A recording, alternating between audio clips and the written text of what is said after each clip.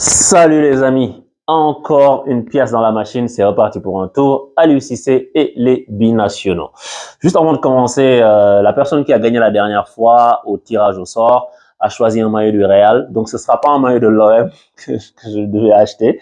Donc son maillot est en cours d'expédition et puis j'espère que ça lui fera plaisir. Et je vais aussi offrir des places pour aller voir Sénégal-Algérie. C'est ce que je voulais dire la dernière fois, mais je n'étais pas sûr que je pouvais les avoir. Donc ce sera ça. J'annoncerai le nom du vainqueur, je l'écrirai et tout. Et voilà quoi. Aliou Cissé et les binationaux. Et comment ça va marcher, c'est que pour ces cadeaux-là, le maillot, la personne a choisi le maillot du Real, Vinicius, que ce soit le maillot du Real, les places pour le Sénégal, whatever. Ce qu'on va faire, c'est simple.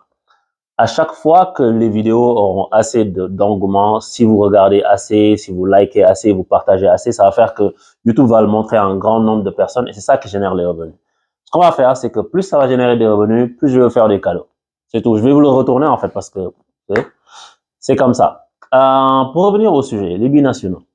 Aliou Cissé, j'ai regardé son interview, sa conférence de presse où Mohamed de Sen Football TV, shout out à lui, abonnez-vous à sa chaîne si vous ne l'avez pas déjà fait, lui pose la question encore une fois. Il l'appelle Mohamed binationaux, tu sais, parce que le gars, il est à fond sur les binationaux. Et Aliou Cissé lui dit que Mohamed lui demande est-ce que euh, est-ce que vous avez appelé tel joueur, parce que moi j'ai contacté les joueurs, que ce soit des Sofiane Diop, des Bouba Kamara, ils disent qu'ils n'ont jamais été contactés par l'UCC. Donc qu'est-ce qui se passe? L'UCC lui dit que en fait lui il contacte les parents du joueur, l'entourage du joueur, parce que nous notre culture c'est ça qu'il faut faire, nanana, etc. Et je comprends ça, tu vois, mais je pense que l'un n'exclut pas l'autre. Et en effet je suis d'accord que oui, tu peux parler au joueur, à sa famille, tu peux parler à son papa, tout ça, parce que c'est une décision familiale, collégiale, ok, mais il faut que tu parles aussi au joueur, parce que c'est lui l'élément clé, l'élément central. Et ces gens-là, ils grandissent dans d'autres pays avec une autre culture. Si tu leur parles pas directement, tu sais, je trouve que ils peuvent dire oui, mais moi, on m'a jamais rien dit. Je comprends. Et je comprends, comme je disais la dernière fois, Aliou Cissé, c'est pas un gamin, il va pas courir derrière les joueurs. Moi, je suis totalement d'accord avec Aliou Cissé sur sa ligne. À part le fait de ne pas contacter le joueur directement, de juste contacter le parent, il faut aussi parler au joueur. Mais tout le reste, je suis d'accord avec lui. On ne va pas courir après les joueurs. Que ce soit Sofiane Diop, Bouba Kamara, qui que ce soit, on ne va pas courir derrière les joueurs. Les binationaux, comme dit Aliou Cissé, on aime tous les binationaux. On en connaît tous qui nous ont fait rêver. Combien de binationaux nous ont fait rêver depuis l'époque de Peter Schnittger? Il y en a beaucoup, tu vois, et même avant. Donc, quand tu vois qu'un joueur, il vient pas, il attend la France. Combien de fois j'ai dit ça? Le gars attend la France et il y a plein de choses qui sont liées. La dernière fois, je parlais de Malick Thiaw du Milan AC, j'avais fait une courte vidéo et j'expliquais qu'en fait, un joueur, tu peux pas t'attendre à ce qu'un joueur, le problème il est multiple, mais tu peux pas t'attendre à ce qu'un joueur, je parle aux Sénégalais qui sont fâchés parce que les joueurs là, ils veulent pas jouer pour le Sénégal. Les joueurs qui, par exemple, sont nés, ont grandi en France. Si un joueur grandit en France, et que dans son entourage, dans son cercle familial, il n'y a rien qui lui rappelle son pays d'origine, le pays de son père ou de sa mère. Tu vois. On va le prendre en l'occurrence le Sénégal, mais ce que je dis est valable pour la Côte d'Ivoire, le Bénin, tout ce que tu veux. S'il n'y a rien qui lui rappelle ça, et que l'enfant, même à la maison, il comprend même pas la langue d'origine, la langue du pays d'origine, il devient de plus en plus distancié avec ce dit pays d'origine-là. Il se sent pas attaché. Et s'il n'y va pas non plus assez souvent quand il est petit, etc., ça peut pas mettre en lui un patriotisme que les gens lui reprochent de ne pas avoir alors qu'il a 19 ans. C'est normal. Le gars, il connaît pas le pays. Et surtout, si tu grandis en Occident, les seules images que tu as de l'Afrique, ce sont des images qui sont pas positives. Tu vois des enfants avec des ventres complètement ballonnés, des gamins rachitiques avec des têtes, tu sais, qui sont pas nourris. On veut te faire pitié pour que tu donnes à des... Il y a que ça qu'on te montre.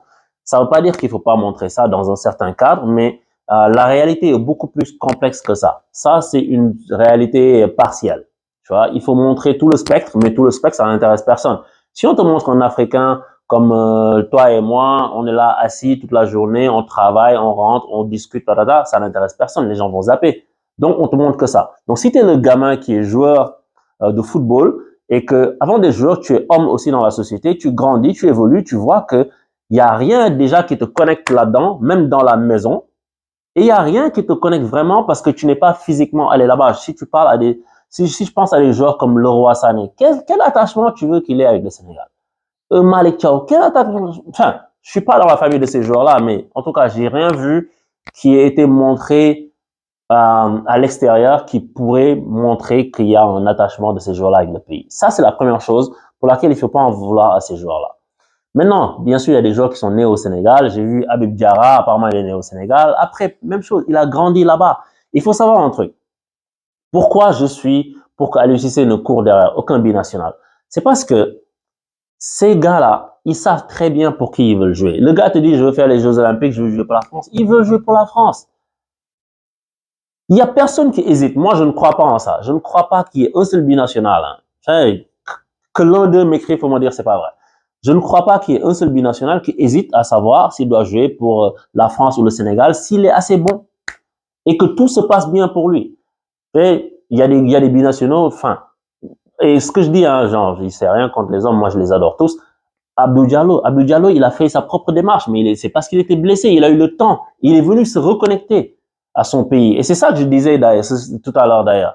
Il a fait l'effort de se reconnecter. Ça, tu peux pas ne pas le magnifier. Des gars comme Koulibaly, qui étaient bons, mais qui ont décidé de jouer pour le Sénégal. Alors, on a vu que, je sais pas, un an plus tard, Deschamps a dit, Koulibaly, on l'a dit, c'est trop tard. Tu vois? Après, tu me diras peut-être si Deschamps était venu avant, ça, on ne sait pas. Mais en tout cas, ce sont des joueurs qui sont là, qui jouent pour le Sénégal, et tu vois qu'ils sont fiers de représenter le Sénégal. Et les gens les aiment pour ça. Mais les autres joueurs attendent la France. Sofiane Diop, tu peux pas me dire que le gars veut jouer pour le Sénégal. S'il vient, ce sera par défaut. Et ça, c'est pas bon. Il faut pas faire ça. Aliou Cissé, il faut pas faire ça. Il faut pas faire ça, monsieur Aliou Cissé. Parce que, hein, le Sénégal, faut pas qu'on fasse l'erreur du PSG. Et je suis très bien placé pour savoir de quoi je parle. Parce que souvent, les Sénégalais, dès qu'ils voient un joueur qui se joue au foot, qui est même des fois moyen, tout le monde s'enflamme. Ouais, une dinguerie, machin, mais calmez-vous. Et même si c'était une dinguerie, si le gars ne se met pas au service, ne se met pas à la disposition du sélectionneur national, tu peux pas forcer. Parce que les gars savent très bien où ils veulent aller. Pourquoi forcer? Je pense qu'à l'UCC, tu fais une bonne chose. Et quand je dis qu'il faut pas faire l'erreur du PSG, c'est pour une raison. Faut pas penser que tu vas prendre juste une constellation de joueurs. Ah, lui, il est bon là-bas, je vais le prendre. Lui, il est bon là-bas, je vais le prendre. Tu fais une équipe et tu joues. Non. Il faut que le joueur ait envie. Je sais que ça s'appelle une sélection, mais il y a des choses qui sous-tendent cette sélection. Il y a quelque chose qui lie ces joueurs-là. Et ça doit commencer par l'amour du maillot, d'avoir envie de défendre le pays, la patrie, etc., le drapeau. Ils ont envie de défendre le drapeau de la France. Et il faut pas leur en vouloir. En fait, Aliou Cissé et moi, s'il y a bien un truc sur lequel on est 100% d'accord, c'est ce sujet-là. Faut pas se fâcher. J'avais dit ça pour, comment il s'appelle, Diop, le défenseur central qui jouait à Toulouse et qui allait en Angleterre après. Je pense qu'il a joué à West Ham. Je sais plus comment il s'appelait. J'ai fait la vidéo il y a 3 ans, je pense.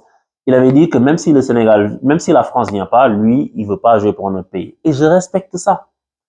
Les Ferland-Mendy, ils viennent, ils mettent des brassards, nanana, vert, jaune, rouge.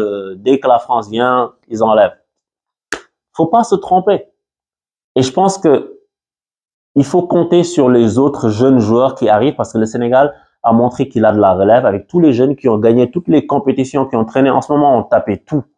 On tapait tout le monde. Tu vois? Donc, il y a de la relève. Si je vois le jeune Lamine Camara qui vient d'être sélectionné, il fait de bons matchs à Metz. Et tu vois que c'est un bon jeune, il a de l'avenir. Il faut qu'il reste sérieux, qu'il continue comme ça, sans s'enflammer parce que les gens vont te bourrer tellement le crâne que des fois, tu perds ton football, tu commences à faire autre chose parce que tu es célèbre, tu as de l'argent, machin. J'espère que ce sera pas son cas et qu'il continue à être sérieux jusqu'au bout. Et je pense qu'il le sera. On a des joueurs comme ça, pas besoin d'aller recruter des Andy Diouf, je sais pas. Si les gens la veulent à la base, il y a aucun souci. L'équipe nationale, elle appartient à tout le monde. Mais dès que tu vois qu'il y a une petite difficulté, c'est que la personne ne veut pas. C'est comme je l'ai dit 1000 fois, c'est comme si tu cours après une meuf. T'es là, tu achètes des bijoux pour pas qu'elle parte. T'es là, tu achètes des... Mec, mon gars, elle va partir, elle veut pas être avec toi. Tu vois ce que je veux dire? Faut pas forcer. Faut pas forcer. Merci à l'UCC de pas forcer. Mais je pense juste qu'il faut parler aux joueurs directement après avoir parlé à sa famille pour que les gars soient d'accord. Pour que les gars soient d'accord de, OK, les choses sont claires. Et si le joueur te dit oui, non, je sais pas, tu le zappes. Parce que rien que les espoirs l'appellent, il part en courant. Donc, si les A du Sénégal l'appellent, s'il part pas en courant, c'est que il veut pas, tout simplement. Je pense que l'équation, elle est très, très simple. Et je pense que tous les pays d'Afrique, là je parle du Sénégal parce que c'est le pays que je connais le plus en Afrique, mais je pense que tous les autres pays doivent faire la même chose. Parce qu'après, ça donne des joueurs qui viennent en terrain conquis, qui viennent avec une arrogance indescriptible, qui viennent en regardant les autres de haut comme ça. Et ça nous est arrivé au Sénégal.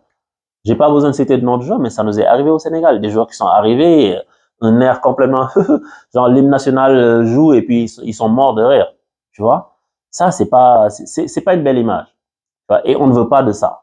Et moi, je préfère jouer avec des joueurs qui ont envie de jouer. Bien sûr, j'ai envie de joueurs talentueux. Mais le Sénégal est en train depuis peut-être 20 ans, le Sénégal fait ce qu'il faut pour construire lui-même ses propres bons joueurs. Tu vois, avec les académies qui sont développées. Que ce soit Djambar. On dit pas Djambar, ça, by the way, pour les Français. Que ce soit Djambar, que ce soit les générations foot, etc., etc., etc. Ces clubs-là construisent la relève du football sénégalais de demain. Et bientôt, on n'aura plus besoin des binationaux. En tout cas, on n'aura plus besoin. Je veux dire, on n'aura plus besoin de courir derrière les gens parce que peut-être Aliou Cissé ne le fait pas, mais peut-être que d'autres coachs le font ou qu'ils insistent. Il faut pas le faire. Il faut pas insister. Ils veulent pas. Merci monsieur. Bonne soirée. Tu vois. Donc, je pense que c'est ça. C'est ça que j'avais à dire sur les binationaux. Bon courage à ceux qui sont là. Bon courage à l'équipe du Sénégal pour la suite. J'espère que le match amical se passera bien. On attend tous ce match-là, c'est sûr, beaucoup plus que le match officiel qui n'a pas un grand enjeu. Donc, on espère voir de bonnes choses. Ciao.